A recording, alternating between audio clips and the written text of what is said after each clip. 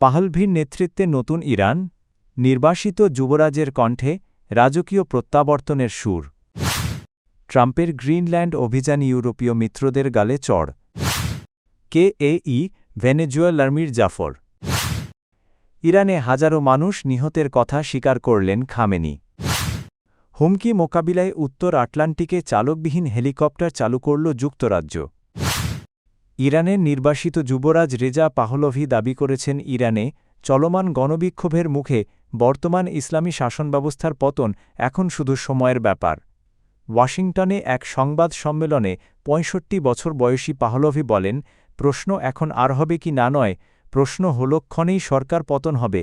তিনি নিজেকে ইরানে ভবিষ্যৎ ধর্মনিরপেক্ষ গণতান্ত্রিক রূপান্তরের নেতৃত্বদাতা হিসেবে তুলে ধরেন এবং আন্তর্জাতিক সম্প্রদায়কে তেহরানের বিরুদ্ধে কার্যকর পদক্ষেপ নেওয়ার আহ্বান জানান।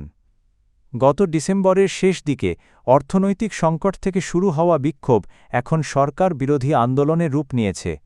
মানবাধিকার সংস্থার তথ্য মতে দমন পীড়নে নিহতের সংখ্যা ৩,০০০ ছাড়িয়েছে যদিও কিছু সূত্রে সংখ্যাটি আরও বেশি বলে দাবি করা হচ্ছে।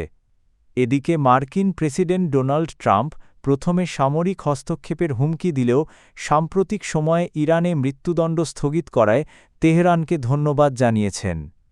ট্রাম্পের এই অবস্থান নিয়ে পাহলভি তাকে সতর্ক করে বলেন, ইরানের জনগণের পাশে থাকার প্রতিশ্রুতি যেন রক্ষা করা হয়। সংবাদ সম্মেলনে পাহলভি আরও দাবি করেন, ইরানের বিপ্লবী গার্ড বাহিনীর নেতৃত্ব কাঠামোর বিরুদ্ধে লক্ষ্যভিত্তিক আন্তর্জাতিক পদক্ষেপ নেওয়া প্রয়োজন। পাশাপাশি তিনি বিশ্ব সম্প্রদায়কে ইরানের কূটনীতিকদের বহিষ্কার এবং ইরানে ইন্টারনেট সংযোগ পুনরুদ্ধারে সহায়তার আহ্বান জানান।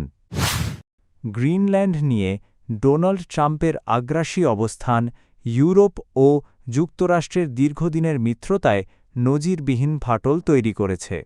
ডেনমার্কের স্বায়ত্তশাসিত অঞ্চল গ্রিনল্যান্ডকে দখল বা কিনে নেওয়ার ট্রাম্পের চাপকে ইউরোপীয় নেতারা এখন ন্যাটোর ঐক্যের জন্য সরাসরি হুমকি হিসেবে দেখছেন।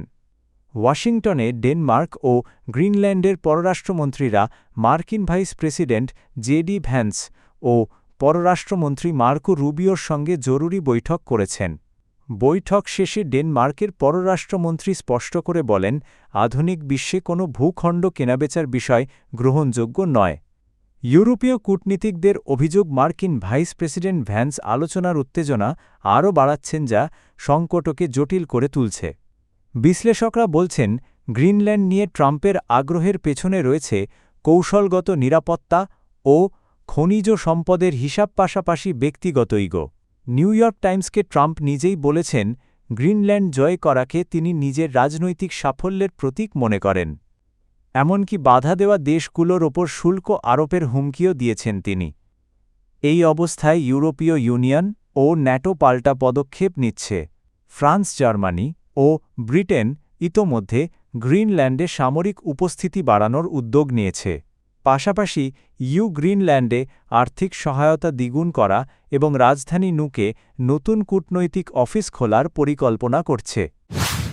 ভেনেজুয়েলার প্রেসিডেন্ট নিকোলাস মাদুরোকে যুক্তরাষ্ট্রের আকস্মিক অভিযানে আটক করার পর দেশটিতে ব্যাপক চাঞ্চল্য তৈরি হয়েছে। দুর্গসদৃশ নিরাপত্তার মধ্য থেকে মাত্র কয়েক ঘণ্টায় তাকে তুলে নেওয়া সম্ভব হওয়ায় শুরু থেকেই প্রশ্ন ওঠে, ভেতরের কারও সহায়তা ছাড়া কি এই অভিযান সম্ভব ছিল? রয়টার্সের তথ্য অনুযায়ী মাদুরোর ঘনিষ্ঠ এক ব্যক্তি নিয়মিত তার অবস্থান ও নিরাপত্তা সংক্রান্ত তথ্য মার্কিন গোয়েন্দা সংস্থা সিআইএকে সরবরাহ করছিলেন।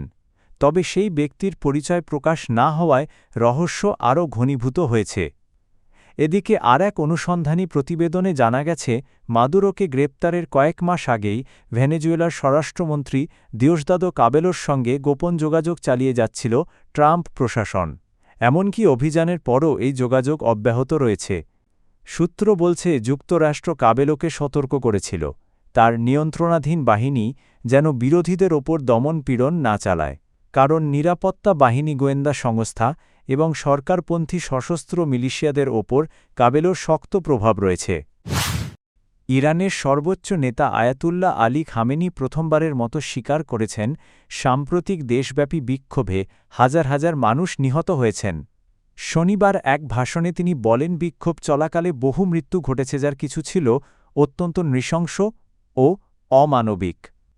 তবে এই প্রাণহানার দায় তিনি সরাসরি যুক্তরাষ্ট্র ও ইসরায়েলের ওপর চাপিয়েছেন। খামেনির দাবি বিদেশি শক্তির সঙ্গে যুক্ত ব্যক্তিরাই ইরানে সহিংসতা ও হত্যাকাণ্ড সংগঠিত করেছে। মানবাধিকার সংস্থাগুলোর তথ্য অনুযায়ী সরকারি বাহিনীর দমনপীড়নে এখন পর্যন্ত নিহতের সংখ্যা ৩,০০০ ছাড়িয়েছে। তবে ইন্টারনেট প্রায় সম্পূর্ণ বন্ধ থাকায় প্রকৃত সংখ্যা আরও বেশি হতে পারে বলে আশঙ্কা করা হচ্ছে। নেটব্লকস জানিয়েছে, বর্তমানে ইরানে স্বাভাবিক ইন্টারনেট সংযোগের মাত্র ২% সক্রিয় রয়েছে। আন্তর্জাতিক গণমাধ্যমের যাচাই করা ভিডিওতে বিক্ষোভকারীদের ওপর সরাসরি প্রাণঘাতী অস্ত্র ব্যবহারের প্রমাণ মিলেছে। গত ২৮শে ডিসেম্বর অর্থনৈতিক সংকটের প্রতিবাদে শুরু হওয়া আন্দোলন দ্রুত সরকার পতনের দাবিতে রূপ নেয়। ইরান সরকার একে বিদেশি ষড়যন্ত্র বললেও মার্কিন প্রেসিডেন্ট ডোনাল্ড ট্রাম্প প্রকাশ্যে বিক্ষোভকারীদের প্রতি সমর্থন জানিয়েছেন। উত্তর আটলান্টিক অঞ্চলে বাড়তে থাকা সামরিক উত্তেজনার প্রেক্ষাপটে যুক্তরাজ্য প্রথমবারের মতো পূর্ণ আকারের চালকবিহীন সামরিক হেলিকপ্টার প্রোটিয়াস চালু করেছে। ব্রিটিশ রয়্যাল নেভি জানিয়েছে, হেলিকপ্টারটি সফলভাবে পরীক্ষামূলক উড্ডয়ন সম্পন্ন করেছে। প্রায় ৬ কোটি পাউন্ড ব্যয়ে নির্মিত এই অত্যাধুনিক ড্রোন হেলিকপ্টারটি উত্তর আটলান্টিক ও গ্রিনল্যান্ড সংলগ্ন জলসীমায় সাবমেরিন শনাক্তকরণ, সমুদ্র টহল এবং সাবমেরিন বিধ্বংসী অভিযানে ব্যবহৃত হবে। প্রতিরক্ষা প্রযুক্তি প্রতিষ্ঠান লিওনার্দো নির্মিত এই হেলিকপ্টার কৃত্রিম বুদ্ধিমত্তা ও উন্নত সেন্সরের মাধ্যমে স্বয়ংক্রিয়ভাবে পরিবেশ বিশ্লেষণ করে সিদ্ধান্ত নিতে পারে। ফলে মানব পাইলট ছাড়াই বিপজ্জনক সামরিক মিশন পরিচালনা সম্ভব হবে। ইউক্রেনে রাশিয়ার আগ্রাসনের পর ইউরোপ জুড়ে প্রতিরক্ষা সক্ষমতা জোরদারের অংশ হিসেবেই এই পদক্ষেপ নেওয়া হয়েছে। বিশেষ করে গ্রিনল্যান্ড, আইসল্যান্ড, যুক্তরাজ্য জলপথে রুশ সাবমেরিন নজরদারি বাড়ানো এখন ন্যাটোর অন্যতম অগ্রাধিকার।